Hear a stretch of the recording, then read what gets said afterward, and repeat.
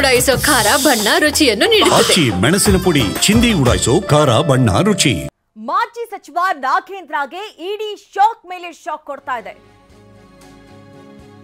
ನೋಡಿ, ಒಂದ್ ಕಡೆ ನಾಗೇಂದ್ರ ಅವರ ಶಾಸಕ ಭವನದ ಕೊಠಡಿಯಲ್ಲಿ ದಾಳಿ ನಡೆಸಲಾಗಿದೆ.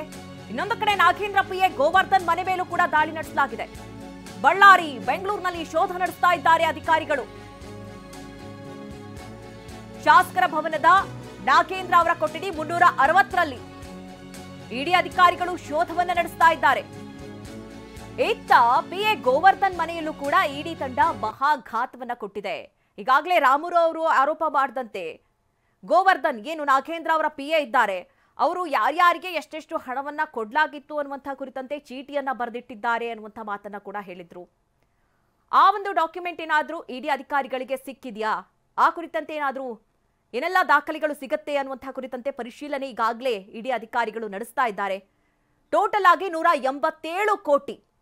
ಅದನ್ನ ಒಂದ್ ಕಡೆ ಹೇಳಲಾಗುತ್ತೆ, ಅಹಮದಾಬಾದ್ನ ಸಹಕಾರಿ ಬ್ಯಾಂಕು ಕೂಡ ಒಂದಷ್ಟು 94 ಕೋಟಿಯಷ್ಟು ಹಣ ವರ್ಗಾವಣೆ ಆಗಿತ್ತು ಅಂತ. ಇನ್ನೊಂದು ಕಡೆ ತೆಲಂಗಾಣದ ಕೆಲವೊಂದು ಫೇಕ್ ಅಕೌಂಟ್ಸ್ಗಳಿಗೆ ಈ ಹಣ ವರ್ಗಾವಣೆ ಆಗಿತ್ತು ಅಂತ. ಸುಮಾರು 25 ಕೋಟಿಯಷ್ಟು ಹಣವನ್ನ ಲೋಕಸಭೆ ಚುನಾವಣೆಗೆ ಬಳಸಲಾಗಿತ್ತು. ಸಾಮೂಹಿಕವಾಗಿ ಈ ಹಣವನ್ನ ಬಳಕೆ ಮಾಡಿದ್ರು ಅನ್ನುವಂಥ ಆರೋಪವನ್ನ ಶ್ರೀರಾಮುಲು ಅವರು ಮಾಡ್ತಾರೆ.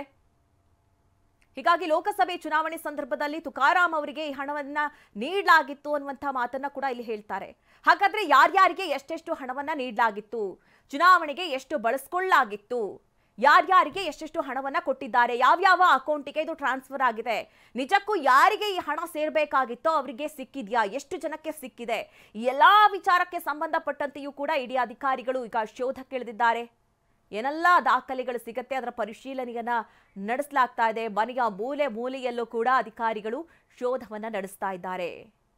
ಶಾಸಕ ಶ್ರೀನಿವಾಸ್ ಅವರು, ಶಾಸಕ ಗಣೇಶ್ ಅವರು, ಹಾಗೆ ಭರತ್ ರೆಡ್ಡಿ ಅವರು, ಹೀಗೆ ಹಲವರ ಮನೆ ಮೇಲೆ ದಾಳಿಯಾಗಿದೆ.